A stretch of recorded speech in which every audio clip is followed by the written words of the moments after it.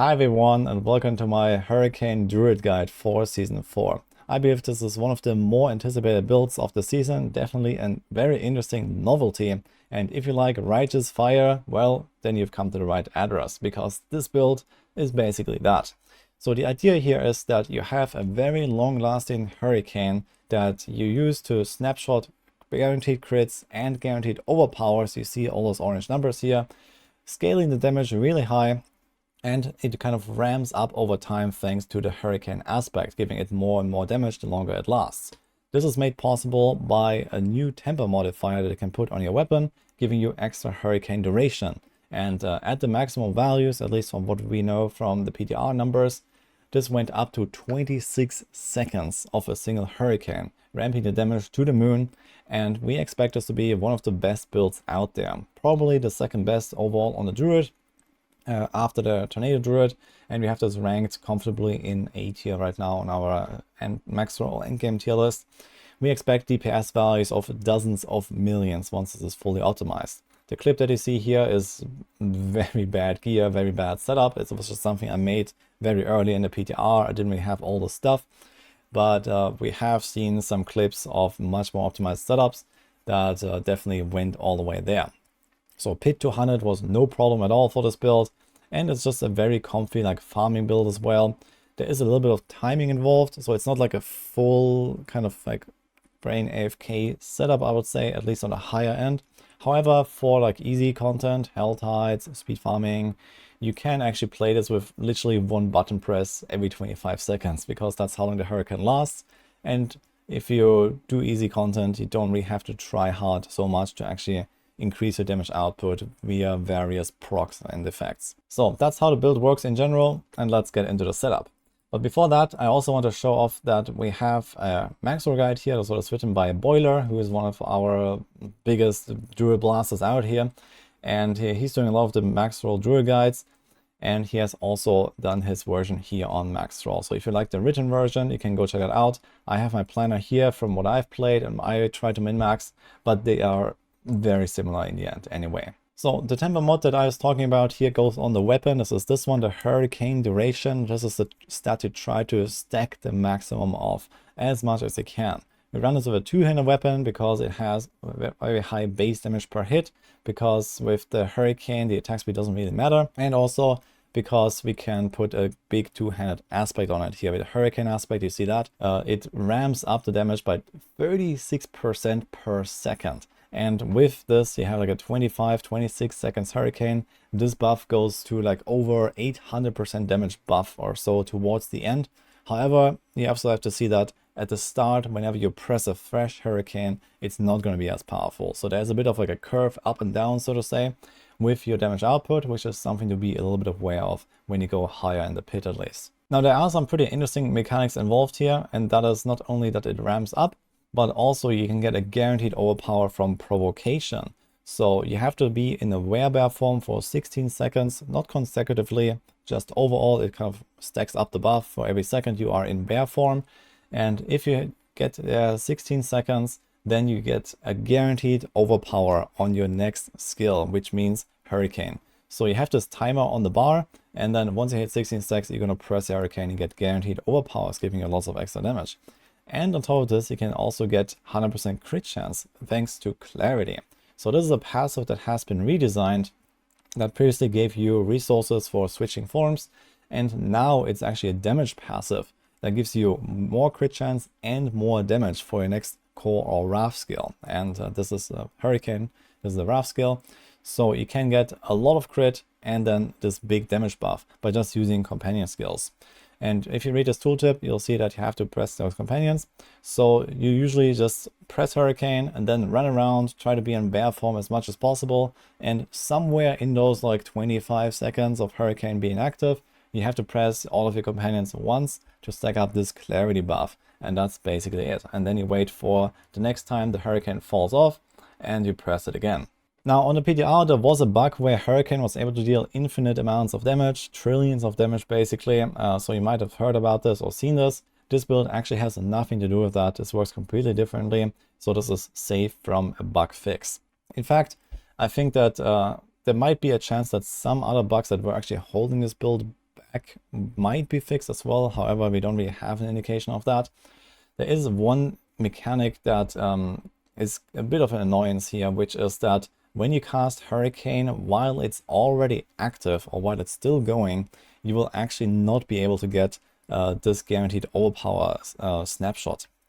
So basically, when you override one, it just resets your Tempest aspect, and then I think you get a clarity and the crits, but you don't get the overpowers, and then you deal much less damage, which is pretty sad.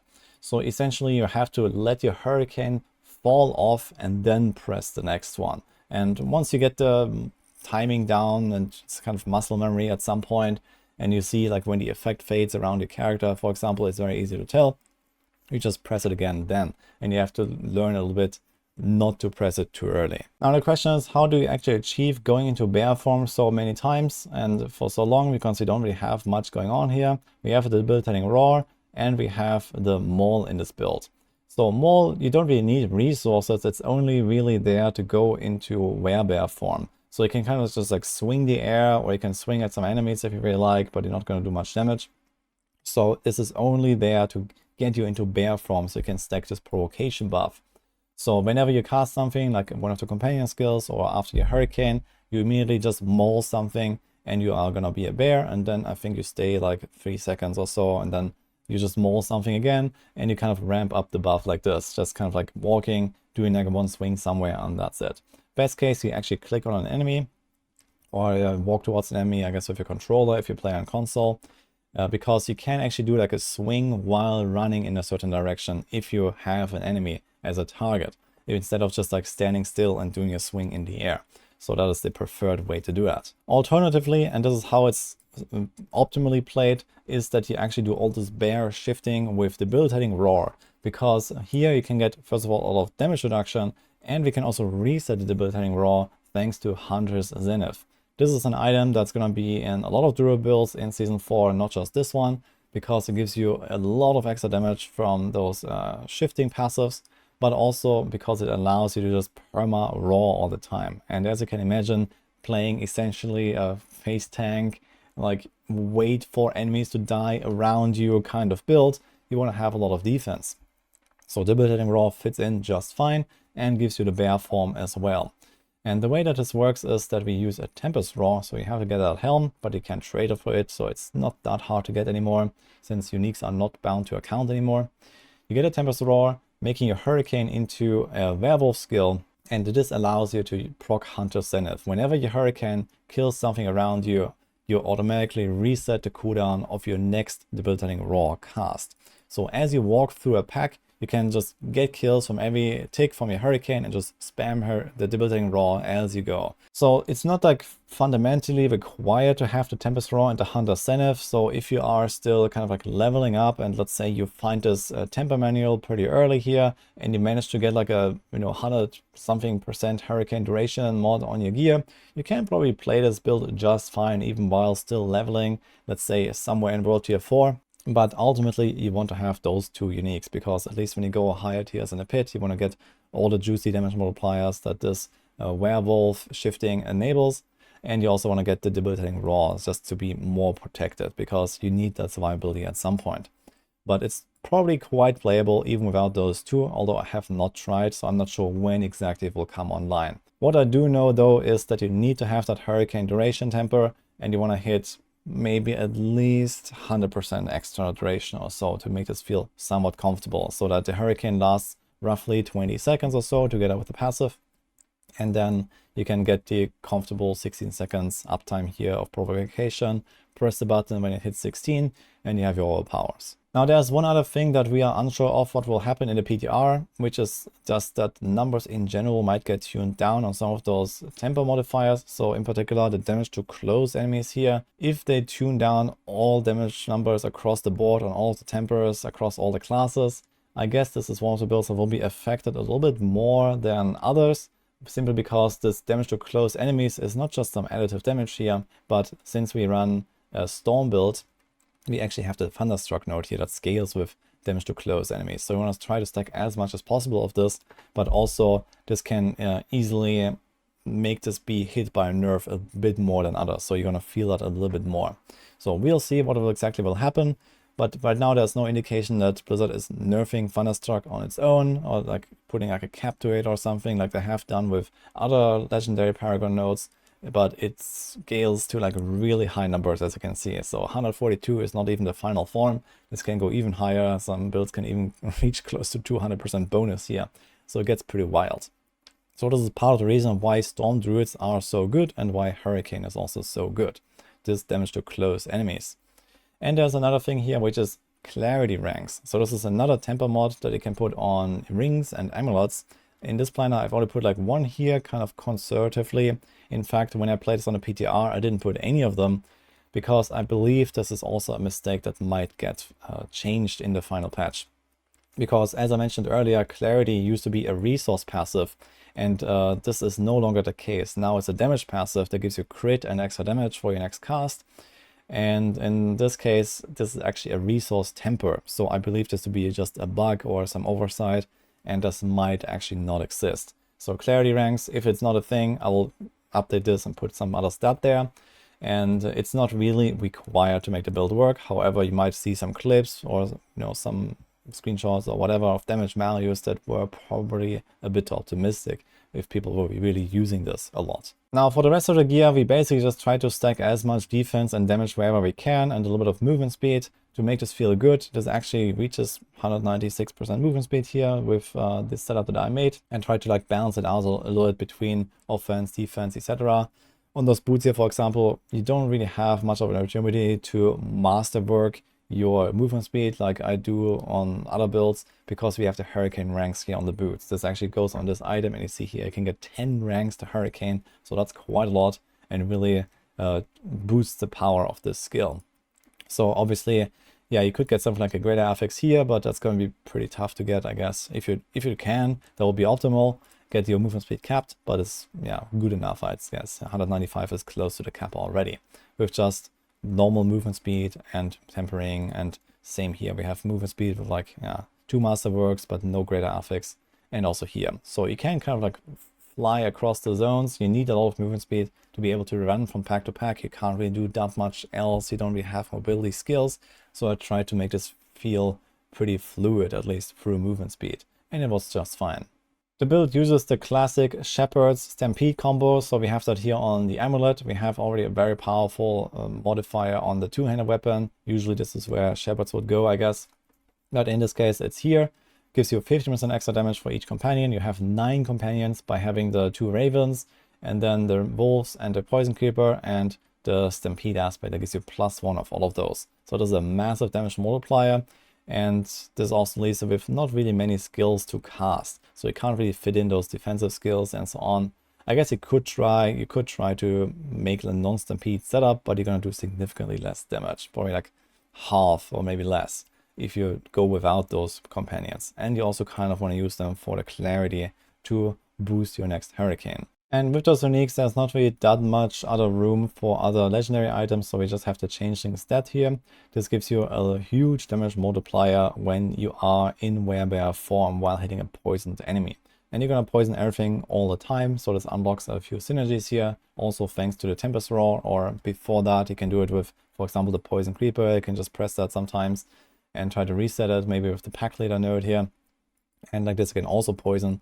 But ultimately, it's kind of automatic just by running into packs and hitting them with HurriCAne because of the Neurotoxin and Toxic Claws combo here. And then this gives you the Envenom, and all thanks to the Tempest Roar. So this is pretty powerful and a huge buff. One other neat part here about this is also on the defensive side, we have the Crowded Sage aspect. So you can try to get a little bit of dodge chance here. You see here the planner, it doesn't have that much, but you can hit like 20, 30, maybe even a bit more than that % dodge. And then you have this aspect here where when you dodge, you gain 20% of your maximum life. So this is kind of the main way of sustaining in this setup, besides the health potions, and it's passive. So you can kind of just like make your character tanky enough. You see here I have 50,000 life, we have armor cap, we have rest cap, and so on. And then we have a bunch of dodge. And every time we dodge, we also gain 20% life. So especially when you get like smaller hits from like, a bunch of enemies, we're basically gonna instantly heal the full all the time without really doing anything. So that feels really amazing on this build as well. And there's a bunch of other like defenses here, for example, from the Might aspect. And as I mentioned, like, we have a lot of life, we have a lot of Paragon nodes with damage reduction. So a build like this will need this, I think, to feel comfortable. And I put a lot of defense in there. For example, we have the Iron Fur here. You get damage reduction for being in a werebear. You also have, for example, here, this heightened senses that you get just from the Hunter Zenith ring.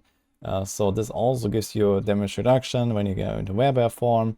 And you have like a bunch of other stuff here all over the tree. So that just feels good, and you're like very, very tanky when you play this. Let's go over the Paragon a little bit. This is actually a pretty extensive board. We have 7 boards here, and we also pick up a bunch of legendary nodes and a lot of glyphs, as you can see. So 7 glyphs, and here is the Thunderstruck node that I talked about earlier. That's like the biggest one.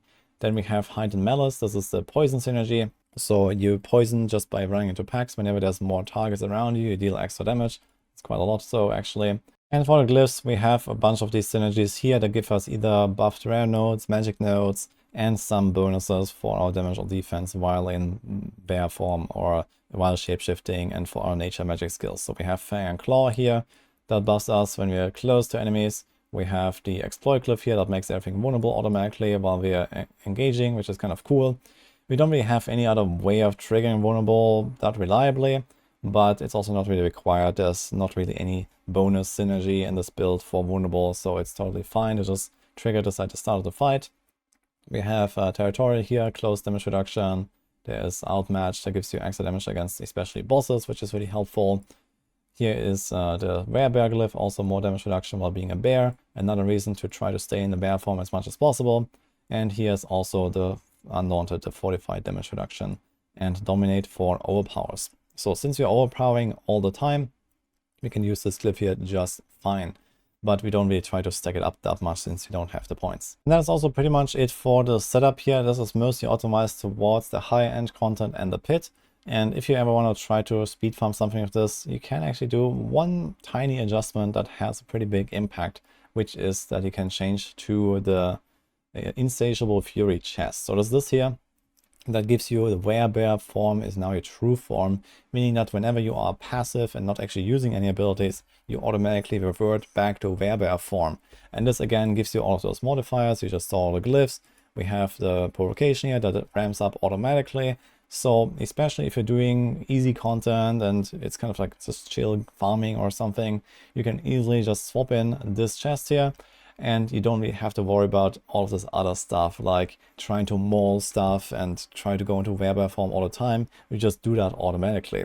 In the end game, this is not really a preferred choice because you can just get a better value from a normal chest piece here.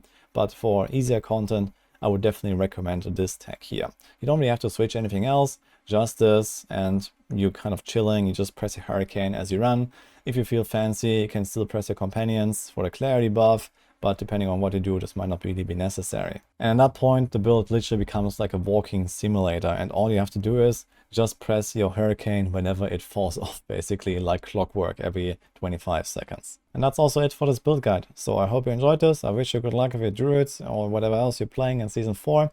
Personally, I'm quite excited to jump back in on a Druid as well at some point and level this up and see how far we can actually go with this. Because it was a ton of fun to play this on the PTR. This is a setup that I had been dreaming about for a long time already.